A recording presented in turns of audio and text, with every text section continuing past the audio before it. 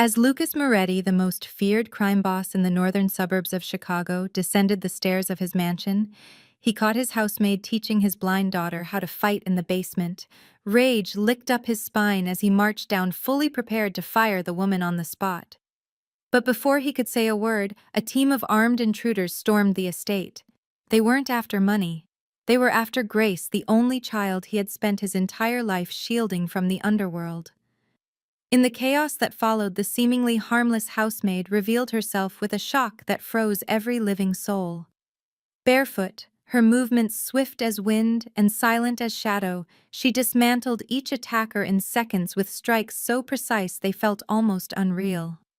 And in that violent silence afterward, the truth hit Lucas with the weight of a gunshot echoing inside his chest. Evelyn was not a maid. She was the White Wolf, the undefeated female fighter who once terrorized underground arenas across the eastern seaboard. She had vanished a decade earlier after her younger brother was killed in a rigged match, disappearing without a trace. No one knew she was alive.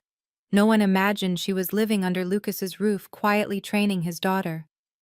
And now, with Grace's life on the line, Lucas finally understood Evelyn wasn't teaching his daughter to fight, she was preparing her for a war he, with all his power and fear, had been blind to.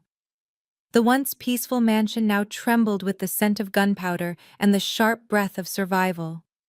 Lucas stood silently in the living room, where shattered glass trembled in the window frames and bullet fragments littered the floor. Evelyn knelt before Grace, checking a scrape along the girl's arm. Grace did not cry. She did not scream as she usually did when startled. She simply sat still, her small hands clenched into fists, her chest rising and falling, her face shockingly calm. Lucas saw himself in her stillness, and that terrified him more than the assassins lying unconscious in the hall. He could not speak. Everything he thought he knew about Evelyn dissolved into smoke. How long had she been training Grace? Was it during the 3 months he spent in Philadelphia? Or earlier? And why did Grace trust her so completely? Lucas did not sleep that night. Alone in his study, he stared at a map of the city and the files of the captured men. They came from 3 different groups, but shared one target: Grace. What did that mean? Why his daughter, a blind child who had never stepped beyond the mansion gates? Near dawn, he heard soft footsteps. Grace walked down the hallway on her own, without a cane, without calling for help. She stopped at the door, waited, then said quietly with steady resolve, "I want to keep learning." Lucas said nothing. The answer sat on his tongue, an instinctive refusal from a father who had tried to protect his child with walls built from fear and authority. But when he looked at her face, he saw something new. Faith. Not stubbornness, but a calm, deep faith, like the darkness that lived in her sightless eyes. "I'm not afraid anymore," she whispered, "and I need to know how to live with that." Later that morning in the kitchen, as Evelyn swept up broken porcelain from the night before Lucas walked in, he did not bark orders. He simply sat down and exhaled. "I thought keeping her in a glass cage was the best way to protect her," he said without looking at her. "But all I did was make her weaker." Evelyn continued gathering shards, her motions precise and deliberate. Lucas lifted his gaze. "If you've started, then finish it, but I will be watching." Evelyn paused. For a flicker of a moment, surprise flashed in her eyes, then vanished behind her familiar quiet composure. "I'm not teaching her to strike back," she murmured. "I'm teaching her to stand." And with those words, a silent pact was sealed. No contract, no signatures, only a weighted nod marking a shift too profound for Lucas to fully comprehend. He had never allowed anyone to shape his daughter's future. But now he understood what he feared most was not her being harmed, but watching her become someone he could not control. If this story touches something inside you, take a moment to subscribe to our channel, to like and share this video, so we can keep bringing heartfelt stories to you every day. And if you don't mind, tell me, where are you watching from? Leave a comment below. Let us know which corner of the world this story has reached. We cherish every word you share. 3 days after the attack, Lucas drove his old black Cadillac alone at sunrise, leaving the Moretti estate without telling anyone. He needed answers, and he knew he would not find them sitting behind security screens and reports. What Evelyn did that night exceeded anything he had witnessed even during his years entrenched in the underworld. No housemaid takes down 3 armed men with her bare hands. No anonymous woman sends killers fleeing without seeing her face. He needed to know who she truly was. His first stop was a rundown boxing gym owned by Joe Garza, a man in his 60s who once ran underground fights before Lucas's rise to power. Joe lived quietly now, after a gambling scandal cost him an eye. At the sound of Evelyn's name, he said nothing. But when Lucas whispered, "White Wolf," Joe froze as if struck by lightning. "You're joking," the old man rasped. "She's dead. Been dead 10 years. No one even says that name anymore." Lucas placed a blurry photo on the table, a candid shot of Evelyn training Grace. Joe studied it, lips trembling, then slowly pulled up a wooden chair. Her real name was Evelyn Shaw. 17, maybe 18 back then. Born to fight. I once saw her take down a man twice her size in under 2 minutes. She moved like water. No anger, no hate, just pure focus. That's what made her terrifying. Lucas listened, his eyes drifting to the dusty window, and then Joe sighed. "Then her kid brother Liam entered a tournament your father organized, a dirty rigged betting scheme everyone knew about. The boy was 15, thought he could really win. And he almost did, until his opponent cheated and the officials looked the other way. He collapsed right there, broken neck, gone instantly." The room thickened with silence. Lucas's jaw tightened. "And Evelyn vanished." Joe whispered. "Some say she went east. Some say she killed a man and ran. Nobody knows. Nobody asks."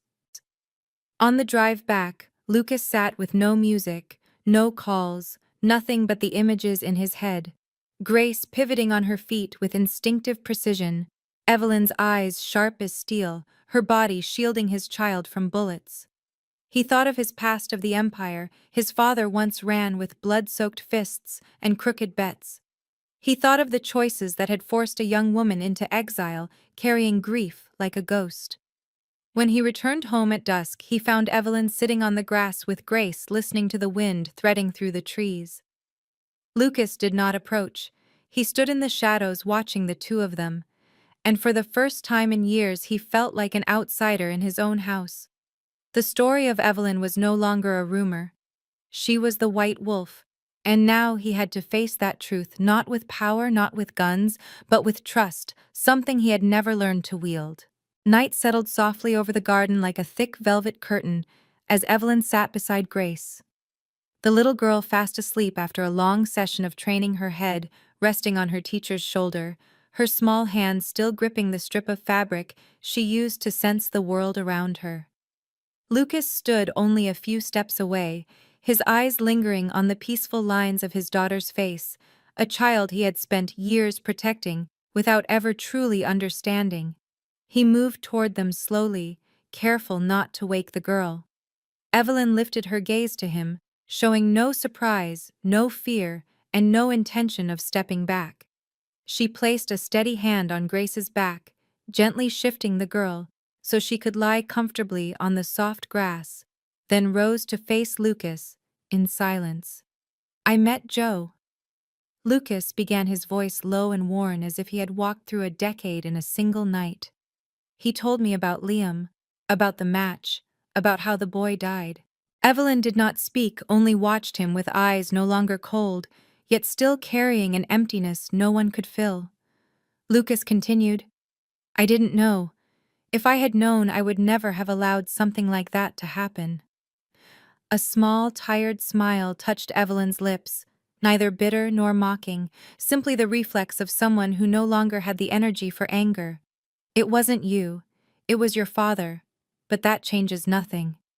A 15-year-old child died on that floor, and no one took responsibility."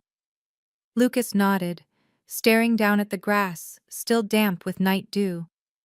"I'm not apologizing to be forgiven. I need to understand." Why are you here? Why did you choose my daughter? Evelyn drew a long breath as though steadying herself against a wave rising from the past.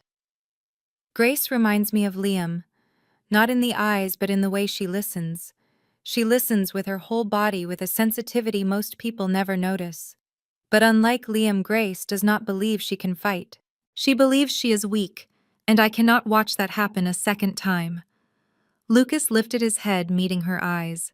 Is this your way of making amends? Evelyn shook her head. No. I do not seek redemption. I do not believe in redemption. I believe in action.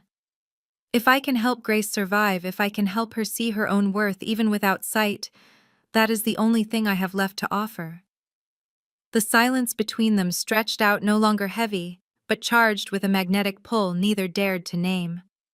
It was the quiet that follows the end of a symphony, when the world falls away, leaving only two people standing in the wreckage. Lucas stepped closer, breaching the professional distance he had kept for years.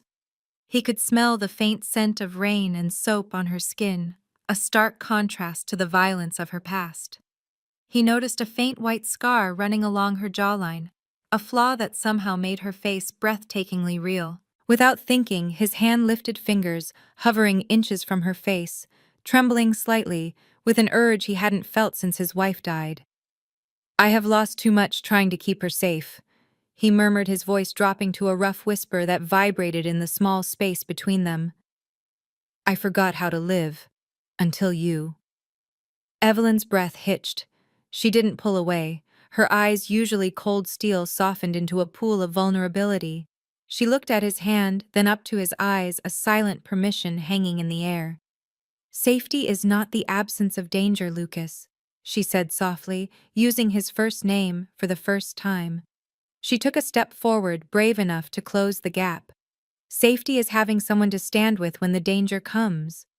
Their gazes locked, a pact sealed not with ink, but with a shared heartbeat. He lowered his hand, letting his knuckles graze her arm, a touch that burned like fire. Then teach her, Lucas said, his voice thick with emotion. But promise me one thing. You won't disappear again, not from her, and not from me. Evelyn nodded, a slow, weighted movement. Behind them, Grace stirred in her sleep, and the moment suspended, leaving a lingering promise in the cool night air. It was no longer the tale of fleeing from a haunted past, but the beginning of a future chosen with equal parts pain and hope.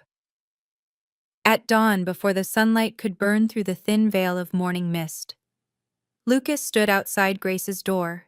It was cracked open, and he heard her soft laughter drifting out, followed by Evelyn's steady voice, rich and measured like a slow melody. He did not knock. He simply listened. For a fleeting moment, the sounds softened the armor he had worn all his life.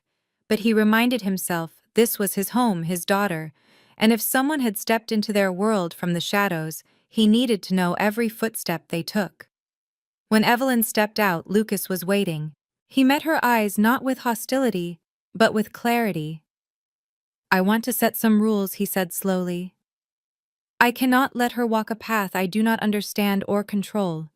If you teach her, I will observe. Evelyn nodded without hesitation. I'm not hiding anything from you anymore. You may attend every session, ask any question.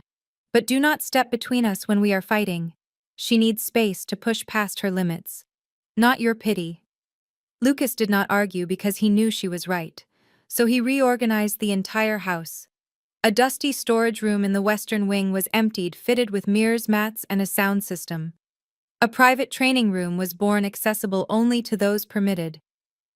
Throughout the first week, Lucas did not miss a single lesson. He leaned against the wall, arms crossed, watching every movement. Evelyn's training did not begin with punches or kicks, but with perception. Grace had to stand still in the center of the room, blindfolded, though her blindness made the cloth meaningless, and listen to the floorboards echo under Evelyn's feet. Sometimes Evelyn moved slowly. Sometimes she glided past like a gust of wind. Grace had to sense direction, distance, and momentum using sound alone. The first time she failed every attempt, her limbs clumsy, her breaths uneven. Lucas nearly intervened, but the sharp look from Evelyn held him in place. Days passed. Grace improved not in perfect accuracy, but in her ability to stay calm inside the storm. She began turning on instinct, reacting to shifts in the air, sometimes blocking Evelyn's light tap on her shoulder. Each success made Lucas's heart tremble, not because she was becoming skilled, but because her expression afterward held the fire of someone discovering her own strength. One day, after a session ended early, Lucas handed Evelyn a glass of cold water. She accepted it with a nod and sat beside him at the edge of the mat. "She's not just learning fast," Lucas whispered. "She wants this. I've never seen her want anything this much." Evelyn took a sip, set the glass down and answered, "Because for the first time, she feels she has a choice. Until now, everything in her life has been decided for her." Lucas fell silent, the truth sinking deep. Evelyn had not taken his daughter away from him. She had given something back, something he had unknowingly taken. When they both rose, Lucas looked across the room at Grace standing with a posture so steady it startled him. He knew the road ahead would be hard, but at least it had begun in the right direction. On the 8th day, Grace entered the training room calm on the outside but quivering with nerves inside. No father waiting in the corner, no familiar footsteps from the guards. It was just her and Evelyn. The quiet was so complete that Grace could hear her own heartbeat. She stood in the center of the room, bare feet on the mat, arms loose, but her body drawn tight like a bowstring. Evelyn approached, carrying a small bronze bell suspended from a thin cord. Its sound was delicate, drifting easy to lose without full attention. "Today, we try something different," Evelyn said, her voice clear. "I will move around the room. Every time I ring this, you must point your body toward me. Do not speak. Do not reach. Just turn. If you're wrong, I will touch your shoulder. If you're right, I won't. Ready?" Grace nodded. Evelyn stepped back, her movements light as feathers. The first ring sounded faintly from the left. Grace turned, but a soft tap on her shoulder told her she was wrong. Again, the bell rang behind her. She turned slower, trying to catch the shift in the air. Another tap. 5 failures. Sweat gathered at Grace's hairline, not from exhaustion, but from frustration. She knew she wasn't foolish. She could hear ants crawling across walls on sleepless nights. Why couldn't she track a simple bell? Evelyn offered no feedback, only continued moving the bell, singing, teasing, misleading. By the 8th attempt, Grace stood perfectly still, not turning immediately. She listened not only to the bell, but to the silence between the notes. She felt a faint ripple like wind slipping through a crack. When the bell chimed, she pivoted so quickly that Evelyn halted in surprise. No tap on the shoulder. Her first success. Evelyn kept testing her. On the 12th ring, the 13th, the 17th, Grace spun with growing precision. Sweat soaked her back, but her face glowed with a quiet fire deep in her empty eyes. On the 20th ring, Evelyn stopped, stepped close and placed a hand on her shoulder. "Good. You listened not only with your ears, but with your whole body. That is how you survive." Grace panted, fists clenched. "I don't know why, but I could feel it. Not the bell, but the space changing. Like something pushing against me." Evelyn smiled, truly smiled for the first time in days. That is how wolves hunt in the dark. They do not see. They hear every shift in the wind. You don't need sight to fight. You need awareness. That afternoon, Lucas returned. He stood at the doorway, unseen, watching Grace practice alone with the bell, her movements smooth and sure like a dance shaped from sound. He froze.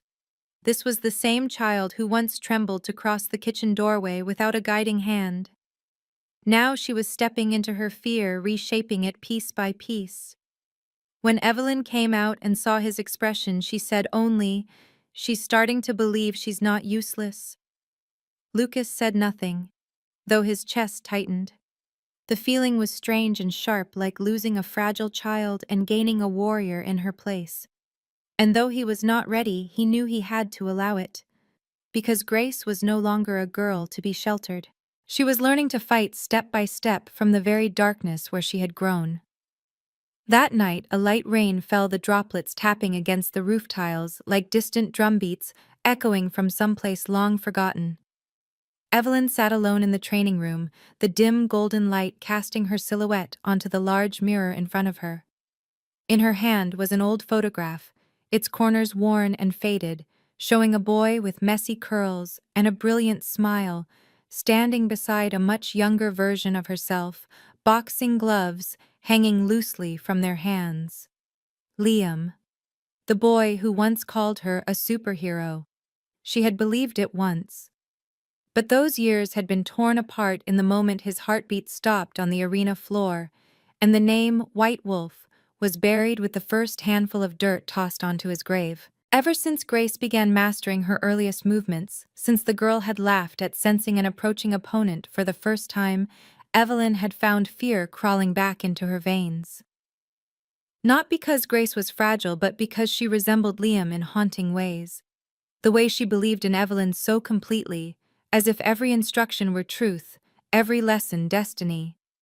Evelyn was terrified, terrified that once again, an innocent life had placed its future in her hands. And if she failed again, if Grace collapsed on a floor somewhere while the world watched from the sidelines, the thought crushed her breath. Her eyes burned as she squeezed the photograph until it wrinkled, the echoes of long-ago crowds roaring in her ears. The sound of Liam calling her name from the stands, followed by the heavy, sickening thud of his small body falling. She shot to her feet, hurled the picture into a corner, and slammed her fist into the mirror. Glass shattered with a sharp cry, shards scattering across the floor, but she did not feel the pain. Blood welled from her knuckles, but physical pain was nothing compared to the surge inside her chest. At that moment, the door creaked open. Grace stood at the threshold, her hand tracing the wall. "Miss Evelyn?" the girl asked, her voice trembling. Evelyn turned away, wiping her hand on her shirt, hiding the bleeding fingers behind her back. "You should not be here at this hour." "I heard glass break," Grace said, taking a hesitant step forward. Are you all right?" Evelyn did not answer at once. A part of her wanted to lie, as she always had. But when she saw the worry on Grace's face, the way her blind eyes searched the silence for truth, Evelyn felt she could not hide anymore.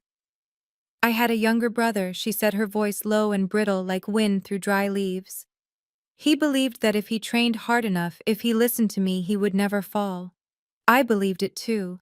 But he died because I was not fast enough, not skilled enough. I could not save him." Grace went still. She said nothing for a long moment. Then unexpectedly she reached out, found Evelyn's hidden hand, and gently touched the blood on her skin. "I am not Liam," she whispered, "and you are not who you were back then. But I know why you stayed."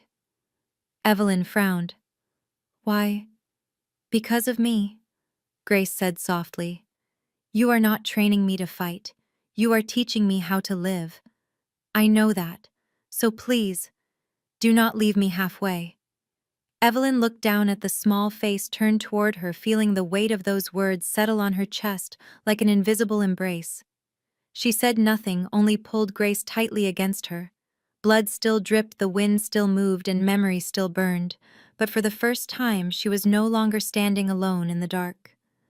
After that night, after Grace took her bleeding hand in the shadows, something inside the girl changed.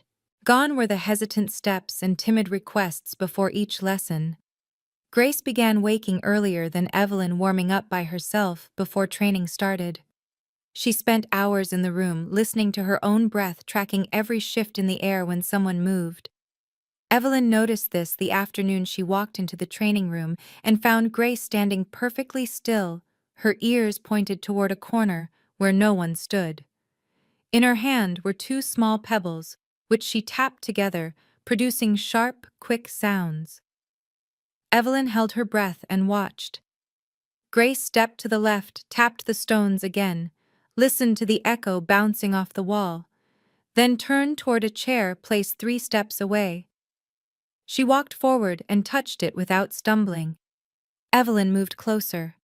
"What were you doing?" Grace lifted her face, glowing with a child's wonder at discovering something enormous. "I was trying something new. I thought if I made a sound and listened to how it bounced back, I could tell where things are, like echoes in a cave. I read that some people call it biological echolocation."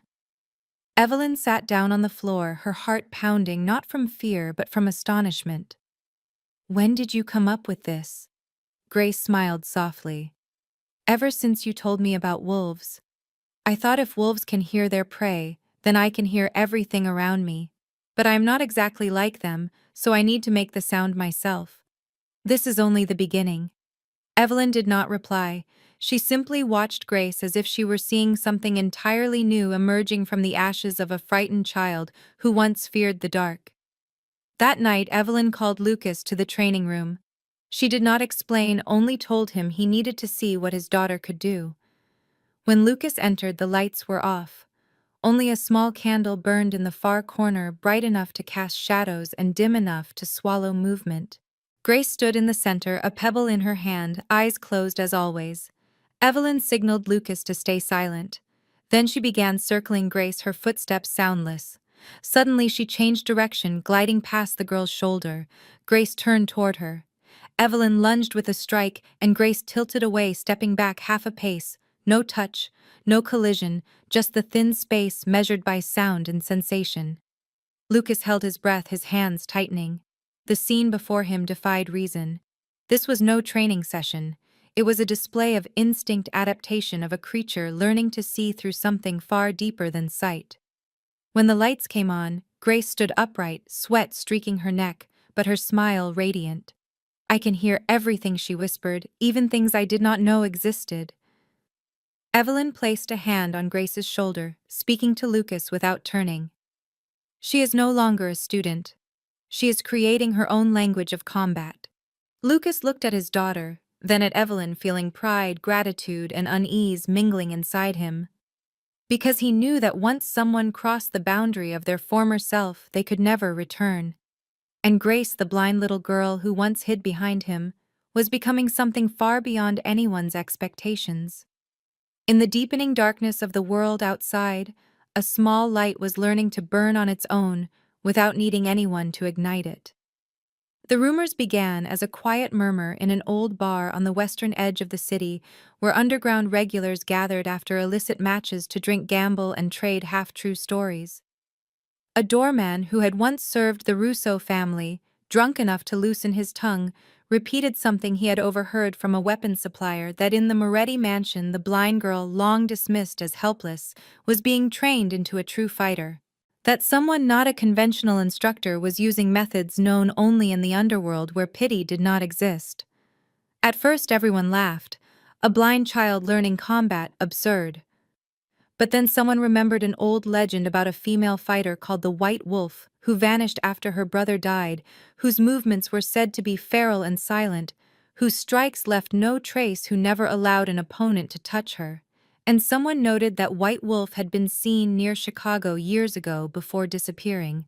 Now there were whispers that a woman was training the Moretti girl inside a fortress-like estate. The rumors spread like fire catching oil.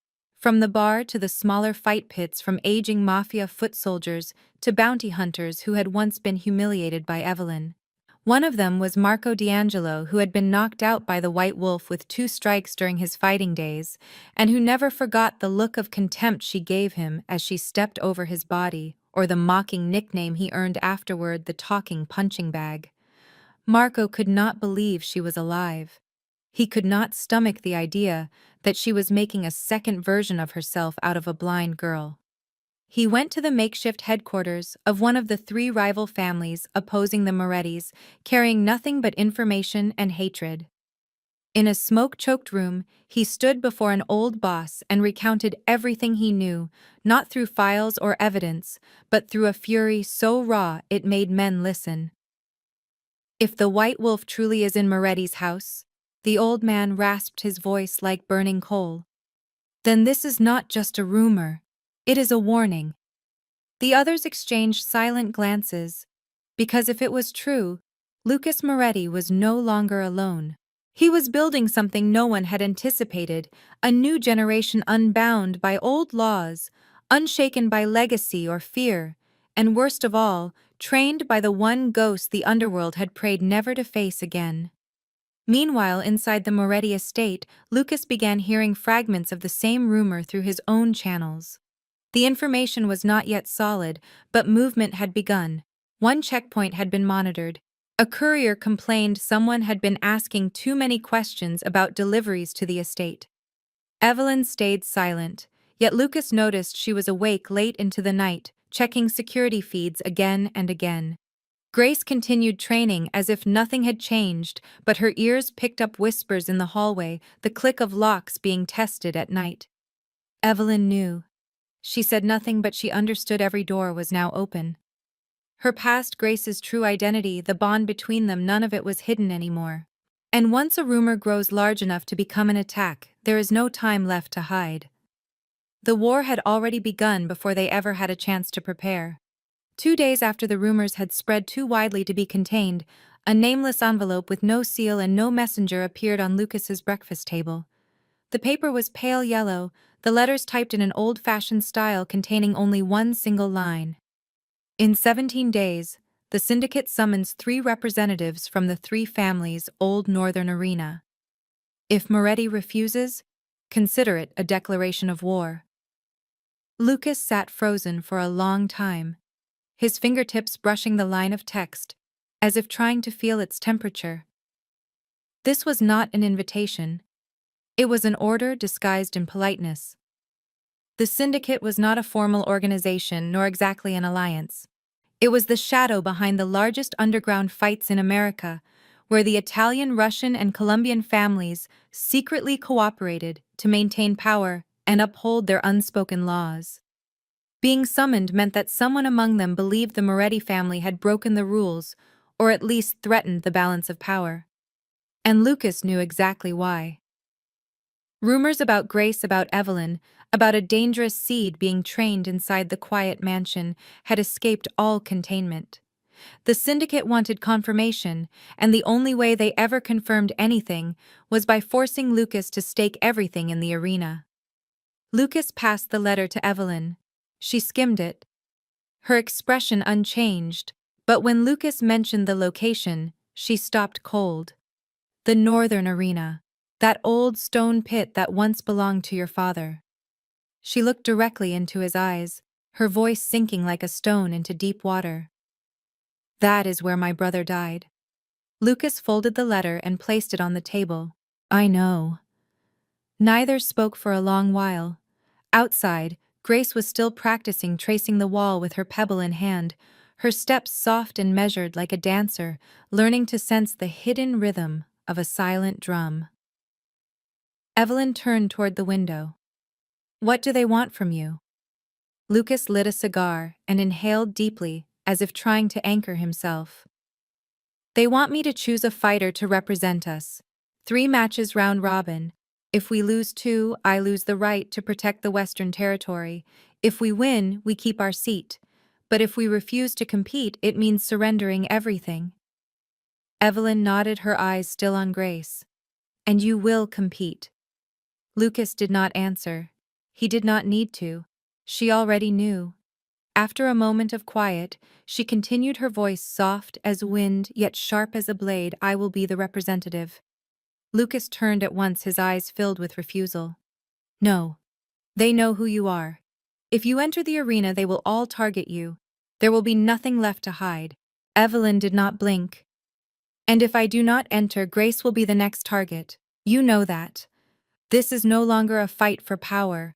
This is an assessment, their way of measuring the threat. I am the one they want to see for real. Lucas stepped closer, his composure cracking. He wasn't looking at a fighter anymore. He was looking at the only woman who had managed to walk through the walls he built around his heart. And if they kill you, the words tore out of his throat, raw and desperate. Evelyn adjusted the wrap on her wrist, avoiding his gaze. Then at least Grace will have more time. That is the trade. I don't accept that trade, Lucas growled. He grabbed her wrist firmly but gently, stopping her movements. He pulled her slightly towards him, forcing her to look at him. The room suddenly felt very small. "Listen to me, Evelyn," he said, his eyes searching hers with intense ferocity. "I am not sending you there to die. I am sending you there to win. Because I can't." He paused, swallowing hard, the confession sitting heavy on his tongue. "Because I can't go back to an empty house. Not anymore." Evelyn stared at him, her lips parting in surprise. The stoic mask she wore fell away. For a fleeting second she wasn't the White Wolf. She was just Evelyn. She turned her hand in his grip, interlacing her fingers with his, a gesture of intimacy that shocked them both. "I will come back," she whispered, squeezing his hand. "Wait for me." Lucas didn't let go until the very last second, and as she walked out the door, the memory of her skin against his was the only thing keeping his hands from shaking. 3 hours later in the training room, Evelyn told Grace about the summons. The girl did not react immediately. She simply went quiet and slowly sat on the floor. After a while, she asked in a strangely calm voice, "Are you afraid?" Evelyn gave a faint smile. "Yes, but I'm more afraid of letting you face that world before you're ready." Grace nodded, turning toward her fingers, searching for the pebble. "Then, teach me faster. Teach me deeper. I want to learn everything you know, because if I have to fight someday, I will not be afraid anymore." Evelyn said nothing, but something like belief flickered in her eyes. A flame was passing from one hand to another, not through oath or blood, but through choice. And for the 17 days ahead, the Moretti estate would no longer be a refuge, but a battleground for training, preparing for a war none of them could avoid. The wind on the rooftop was harsher than usual, carrying the cold breath of night through the tiles and rough concrete walls. Below, the city glowed with muted yellow lights and distant horns. The first rain of the season had just passed, leaving puddles shimmering across the old brick surface. Evelyn stood in the center of the rooftop, dressed in a fitted black jacket, staring at Grace tightening the wraps around her wrists. Neither spoke. Words had become unnecessary. This was no longer training. This was trial by fire. Evelyn signaled. From the rooftop door, 4 men stepped out, tall, broad, the most trusted guards Lucas had. No protective gear, no padded floors. This was a warrior's ground, not a playground. Grace drew a deep breath. The wind tangled her hair, but her bare feet held firm on the wet surface. Evelyn's voice cut through the night like a whip. "Tonight you will face 4 opponents. They will not hold back. They will not warn you before they strike. Your goal is to survive for 10 minutes. No counterattacks. Just do not let them touch you." Grace nodded, clutching her familiar pebble. Evelyn stepped back into the shadows, merging with the cold wind. The rooftop lights shut off. Only the faint glow of the cloud-covered sky remained. The trial began. The first breath of movement came from the right. Grace flicked the pebble, tilted her head to catch the echo, and scrambled sideways just as a heavy hand grabbed the empty air where she had stood a second before. She didn't fight back. She vanished into the dark, staying low, moving on all 4s, like a creature of the night. Evelyn watched, holding her breath. Grace was not overpowering them, she was surviving them. When the second man lunged, Grace didn't dodge perfectly. His knuckles grazed her shoulder, sending her stumbling, but she used the wet tiles to her advantage. As the third man charged, she dropped flat. Unable to stop his momentum on the slick roof, he tripped over her small form and crashed into the railing. It wasn't a dance of perfection. It was a desperate struggle of instinct. Grace panted, her hair plastered to her face, slipping away just before hands could close around her. She tracked their heavy boots splashing in puddles, anticipating their paths before they fully committed to the step. Finally, as the 10th minute arrived, the guard stood panting, looking around in confusion. Grace was crouched atop the water tank, unseen, shivering but safe. One of the men shook his head. "We can't pin her down, she moves like a ghost." Evelyn emerged from the shadows and clapped twice. The lights flicked on. Grace stood in the center, soaked through her chest, rising with heavy breaths, her face lifted toward the voice with unshakable confidence. Lucas walked forward and knelt before her, placing his hands gently on her shoulders. From this moment, he said, his voice hoarse, "You are no longer something that needs protection. You are a weapon. You are the legacy of the Moretti name." Evelyn watched them, her heart swelling with pride and a trembling fear.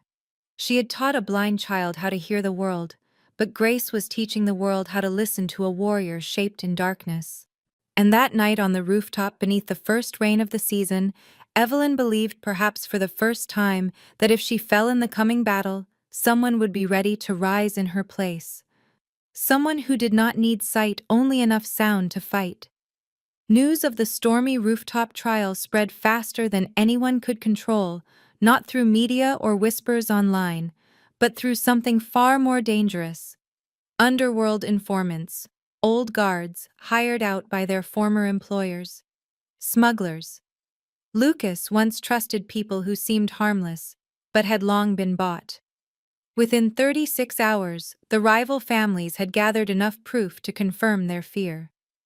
The Moretti family was raising a wolf cub in the body of a blind girl. The first reaction came from the Santiago family on the East Coast. The aging boss, Juan Santiago, immediately convened his council in his stone basement in Brooklyn. He never believed in the white wolf as a real person, but when he heard how the Moretti girl had evaded 4 grown men in total darkness without being touched, his expression shifted. "If that is true," he murmured, "we are not fighting Lucas. We are fighting an ideal." In the West, the Romano family reacted differently. They did not analyze. They did not strategize.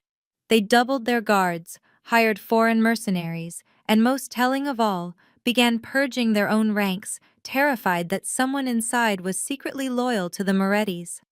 At least 3 elite gunmen were rumored to have been quietly eliminated in 2 days without a trace. Chaos rippled outward, leaving mid-tier gangs stranded, unsure which side to choose. Some sought alliances with Lucas, offering strategic cooperation. Others quietly fed information to the larger families, hoping for mercy if war broke out. Meanwhile, inside the Moretti estate, the air thickened with tension. Lucas upgraded security, installing 60 cameras, 3 layers of motion sensors, and a covert guard network operating 24 hours a day. Evelyn restricted Grace's movement and intensified their training to brutal levels. They all knew this was merely the overture. The chain reactions outside were just the first ripples of a coming tidal wave. And fractures began forming inside the Moretti ranks. Some of Lucas's closest advisors questioned whether keeping Evelyn was worth the cost, whether her presence was the spark igniting the underworld. Someone even suggested sending Grace overseas, cutting ties with the syndicate, surrendering quietly with honor. Lucas did not shout. He did not argue. He simply tightened his gaze until it gleamed like a blade fresh from the forge. Then he said one sentence that silenced the entire room. "No one will take away my daughter's right to live as a warrior, not even if it costs all our blood." And in the corner of the room, Evelyn smiled for the first time in days, because she knew the storm was coming. But this time they would not bow. They would stand together. While the gangs descended into chaos, and Lucas poured all his strength into protecting the estate and bracing for the inevitable war, there was one man quietly shifting pieces on another chessboard in a place no one watched and no one dared suspect. Vitor, Lucas's right hand, the silent man who had always observed everything from the shadows, was now executing a plan he had spent many months preparing in secret, waiting only for the right moment.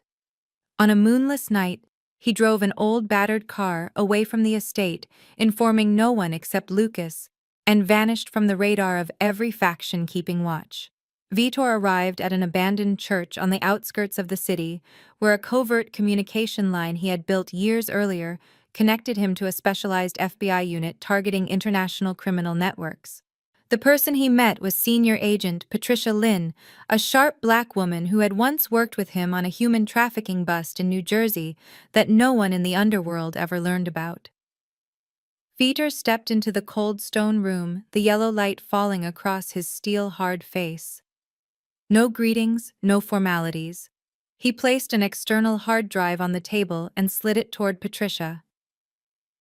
Everything is in here: participant lists, locations, surveillance cameras, access codes, internal communications. All you need is your team. Patricia opened the drive, her eyes widening at the massive data load that filled the screen. How long have you been tracking them?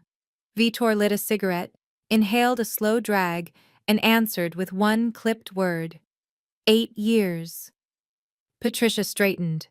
You intend to hand over the entire syndicate. I am not handing them over. I am luring them into the light. They will expose themselves. Vitor rose and moved to the window, looking out into the night. This war is not about protecting Lucas's seat. It is our only chance to dismantle the 3 organizations that have controlled American gangs for more than 4 decades.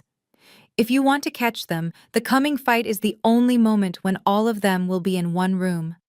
Patricia sat silent for a long beat before asking, her voice low but steady.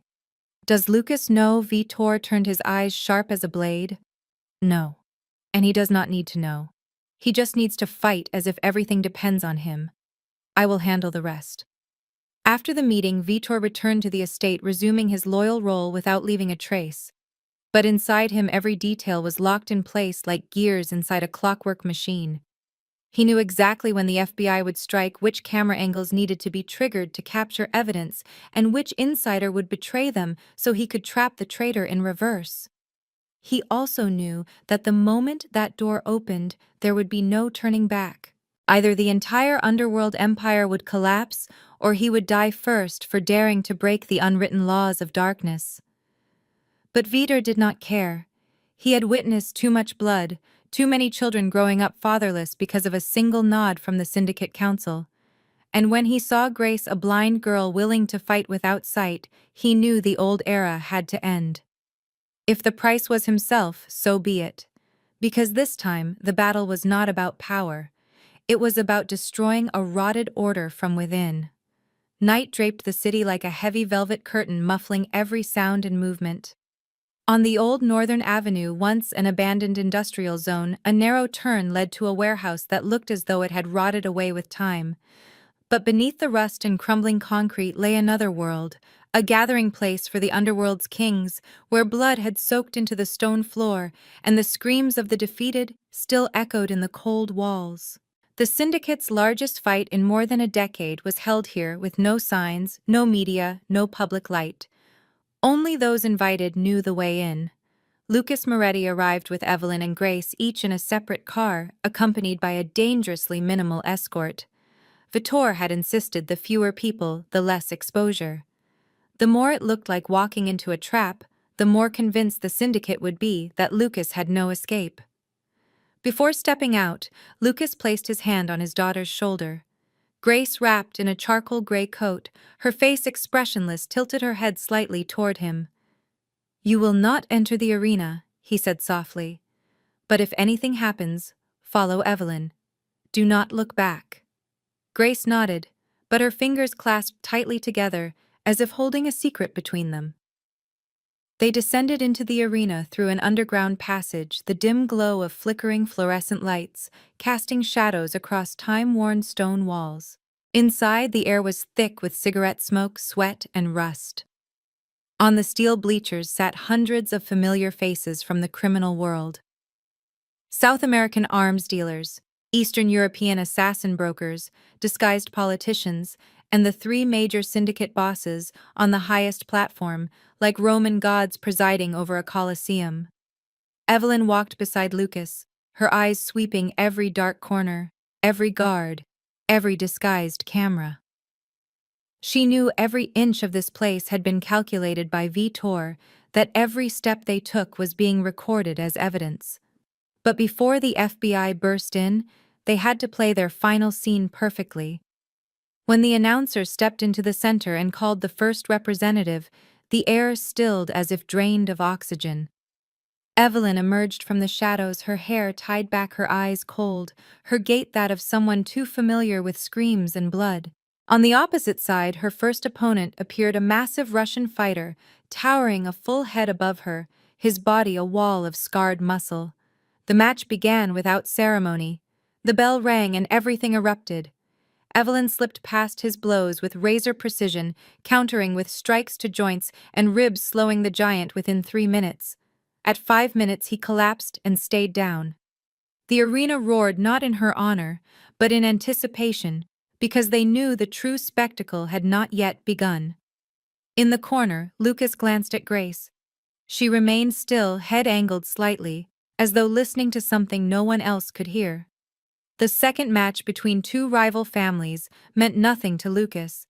He waited only for the moment they sprang the trap, and just as he expected, the announcer returned to center stage, his voice pitched higher. Third match final, representative of the Moretti family, Grace. The arena froze. Scoffs, curses, disbelief. Then Grace stepped forward. No one could stop her. Not Evelyn, not Lucas. She walked slowly as if strolling a familiar hallway. No weapon, no armor. Just a blind, slender girl stepping onto a floor soaked with the blood of those who had died before her. Then her opponent appeared, not a fighter, but an assassin. The same one once hired to kill Evelyn a decade prior, who had failed. He entered with the silent menace of someone who killed without sound. All eyes locked onto the girl. But Grace did not tremble. She inhaled once, tapped her fingertip lightly against the floor. The sound bounced back from stone walls, the assassin's body a central metal pillar. She listened, absorbing every shift of space. And in that moment, at the heart of a blood-soaked arena, something new was born, not from darkness, but from the light of sound. The bell rang, and no one in the room knew that this was not merely a fight. It was the spark meant to ignite the collapse of the ancient underworld empire they worshipped. The assassin circled Grace, a cruel smirk playing on his lips. To him, this was not a fight. It was an execution. He didn't rush. He stomped his foot heavily to confuse her, then lashed out with a lazy backhand. Grace ducked, not by seeing the hand, but by hearing the shift in fabric. He laughed, growing bolder.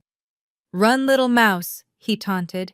He attacked for real this time, a powerful straight punch aimed at her face. If it connected, it would kill her. Grace didn't block, she couldn't. Instead, she waited until the split second the air pressure shifted against her skin. She dropped to her knees. The assassin's fist hit nothing but air. His momentum, fully committed to the kill, threw him forward. Grace didn't punch him. She simply extended her leg into his path. A simple trip. But at that speed, it was devastating. He stumbled, flailing, and crashed face first into the iron pillar behind her with a sickening crunch. The crowd gasped. The assassin roared in fury, blood streaming from his nose, his arrogance shattered. He scrambled up, pulling a knife. "Enough games!" he screamed. He charged blindly, no longer calculating, just a beast wanting blood. This was what Evelyn had prepared her for. Rage makes a fighter loud. Grace heard his ragged breathing, the heavy stomp of his boots, the whistling of the knife slicing the air. As he lunged to stab her, Grace stepped into his guard, a move of terrifying bravery. She guided his knife hand past her hip using her palm, redirecting his force, and slammed her other palm upward. Not a punch, but a precise open hand strike directly under his chin, snapping his head back. The brain rattle combined with his own charging momentum shut his lights out instantly. He collapsed like a puppet with cut strings. Grace stood over him, trembling violently, her chest heaving. She hadn't won because she was stronger. She won because she listened, and he didn't. Evelyn released the railing. Her eyes wet, her smile breaking through. Lucas stepped forward, gazing at his daughter with the awe of a father witnessing a miracle. Grace stood tall, lifting her face toward the unseen crowd. She could not see their stunned expressions, but she heard their hearts, the shift in their breaths, the heavy hush of those who once thought she was the weakness. Now she was the first thunderclap of the coming storm that would sweep the underworld clean. And at that moment, the iron door behind the stands burst open, boots thundered in. Heads turned, but Grace remained still. She had heard those steps long before they arrived. She knew. The final act had begun, and the world was changing. The sound of the iron door slamming open echoed like the first gunshot of a war that had waited far too long to begin, followed by waves of footsteps pounding through the underground corridors of the arena. At first, a few heads turned, expecting another match to be announced. But when dark armored figures with rifles raised and earpieces crackling swept in from 3 directions at once, no one remained seated. Emergency lights flared on, sirens wailed overhead. The entire arena seemed to tear apart in a single breath. FBI! Everyone stay where you are! Drop your weapons! This is a federal raid! Dozens of agents flooded the stands, the control deck, the backstage corridors. A few men reacted on instinct, drawing guns, but within seconds, 3 shots rang out without warning. One crime boss collapsed in the VIP row, blood darkening the velvet cushion beneath him. Panic erupted. The crowd surged and scattered only to be driven into corners already blocked by agents. Everything was unfolding exactly as planned. Evelyn pulled Grace back behind her, shielding the girl with her body. Lucas did not move, his eyes tracking everything with unnerving clarity. Vitor stepped out of the shadows near the technical hallway, unarmed, his hands raised, but his stare cold and calculating. He locked eyes with senior agent Patricia Lynn leading the raid. She gave a brief nod, the signal of someone who had known every step beforehand. Right on schedule, she said into her radio. Begin data extraction. All security cameras are under federal control. Send the signal to legal. Move. Within 3 minutes, the heads of the 3 most powerful mafia families in America were subdued, with no escape, no time to destroy evidence, no opportunity to make a call. All communication channels had already been severed by Vitor through the internal systems. He had not only broken the organization from the outside, but hollowed it out from within. He was the one who had redesigned the arena's security under the guise of modernization, engineering it for this very moment. Now every recording, every conversation, every camera angle was in federal hands. A few guards fired recklessly, only to be neutralized in seconds. Bursts of gunfire scattered through the space, dwindling quickly into silence. Only the scrape of boots on stone, the clink of handcuffs, and the ragged breaths of men who once believed themselves untouchable remained. Grace still stood at the center of the arena, sweat damp on her brow, her cheek flushed from the last sweep of the assassin's failed strike. She did not move. Her ears were still listening. Evelyn stepped to her side and placed a hand on her shoulder. It's over. You did it. Lucas was escorted to a secure room backstage uncuffed, and Patricia regarded him for a long moment before speaking. We cannot erase your past. But today, you helped end a cycle no one dared touch for more than 3 decades. Lucas looked toward Grace. His voice was rough, low. I did not do it for the underworld. I did it because my daughter deserves a world that cannot devour her. Vitor appeared behind him and nodded to Patricia before meeting Lucas's gaze. No words were needed. Every promise, every sacrifice, every piece of the plan had culminated in one truth. An empire did not always need bloodshed to fall. Sometimes it simply needed a blind girl to step into the light. As armored vans carried the crime bosses away, as news cameras began to arrive, as headlines prepared to explode with the story of a historic federal takedown, Grace, Evelyn, and Lucas slipped out through a side exit into the night. No medals, no applause. All they needed was a future no longer stained with blood, a world where a girl raised in darkness could walk forward on her own feet. And in the last moment before the steel door swung shut behind them, Grace tapped her fingertip once more as if she wished to hear the world she had just awakened. A small sound, but it rang like the declaration of a dying age. As the first light of dawn slipped over the distant mountains, casting a thin glow across the quiet northern outskirts, the Moretti estate rested peacefully, untouched by the months of blood and dread it had endured. No helicopters, no guards, no sense of walls listening. Everything felt washed clean by the night's rain, and a victory no one quite dared to believe. In the living room, sunlight spilled across Grace's long brown hair as she sat in her familiar wooden chair, tilting her head toward the birdsong drifting in from the porch. Her hand rested on the armrest, tracing the shifting shadows of morning light. Evelyn stood behind her with a steaming cup of tea, watching her with the quiet awe of someone seeing a piece of her own soul come alive again. Lucas entered the room, his dark suits traded for a simple sweater, the exhaustion of endless federal interviews still etched on his face. But his eyes carried a peace he had never known.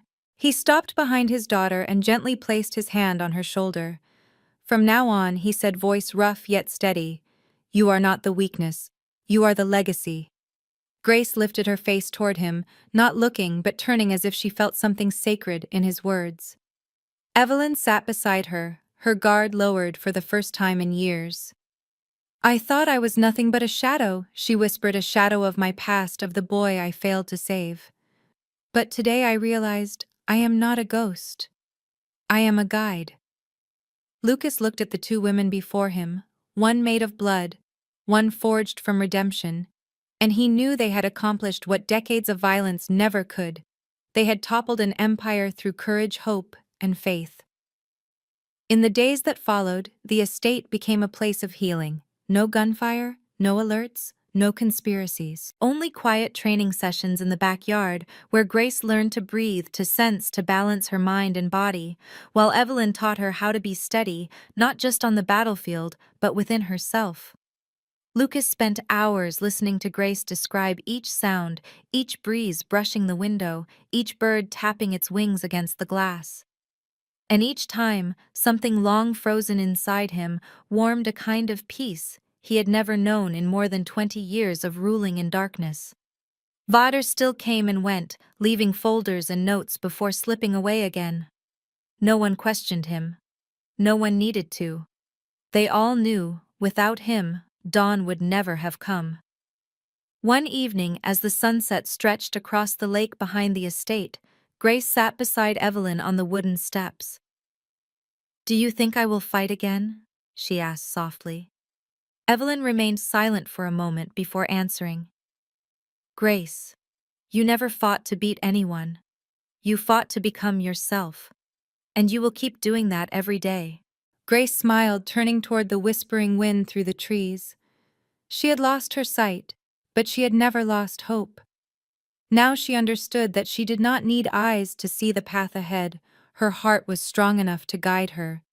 And for the first time in his life, Lucas believed he had done something truly right, not as a crime boss, but as a father. Like that first light of dawn, every wound was beginning to close, leaving behind the most beautiful scars of rebirth. 1 year after the night that changed everything, in an old building restored into a rehabilitation and martial arts center for the blind, Grace Moretti stood before a small group of students. She wore a simple training outfit, her hair tied back, her expression calm, yet carrying a quiet strength. Behind her, carved into the brick wall, were the words, "Here to live, sense to fight." Today was the first session of the program she and Evelyn founded, made for those once deemed weak, those whose lives had been confined to darkness. Grace stepped into the center of the room where sunlight stretched across the floor like an invisible stage. She paused, turned her face toward her students, and spoke in a warm, steady voice. "I once believed darkness was my enemy. I feared I would never be myself again without light. But then I learned this. I do not need to see someone to understand them. I only need to listen deeply enough, feel deeply enough, believe deeply enough." Silence fell, as every gaze turned toward her with unspoken respect. A blind boy in the corner tightened his grip on his mother's hand, his expression brightening at each word she spoke. Evelyn watched from the doorway, pride and emotion stirring within her. She knew this moment was not an ending, but the beginning of a new generation, a new understanding of strength, vulnerability, and the true worth of a human being. Lucas sat quietly in the back row, his face still but his eyes luminous. He was no longer a crime boss. He was a father witnessing his daughter claim a future entirely her own, rewriting a world once swallowed by darkness. When the class ended, Grace stepped toward a small audience of friends, former officers, social workers, and people abandoned by the system. She stood still for a heartbeat, then spoke with unwavering conviction, her words etched into the room. "I do not need to see you. I only need to listen well enough to fight beside you." The room rose in applause, but beneath the noise was a deeper tremor, one of hearts moved, of spirits stirred. No one ever imagined a blind girl could teach others how to truly see themselves. But Grace had done exactly that. And dear viewer, the story you have just followed is not merely a tale of power or guilt. It is a journey of hope, healing, courage, and belief. It asks us, if everything you relied on was taken from you, what would you do? Would you give up or learn to fight with what still remains inside your heart? Have you ever felt like Grace, misunderstood, limited, trapped by fear or expectation? And if so, how would you take your next step? We hope this story touched something true within you. If this journey moved you, please subscribe to our channel, click like, and share this video with someone who might need a spark of light in their darkest moment. Leave a comment below and tell us what this story made you feel. Did it remind you of someone? Have you witnessed someone rise above impossible odds? We would be honored to hear your truth, because storytelling is not just about tales. It is about connection. Thank you for walking this path with us. We'll see you in the next video with more stories filled with emotion, humanity, and hope. Wishing you and your loved ones health, joy, and peace each day. Goodbye, and see you again soon.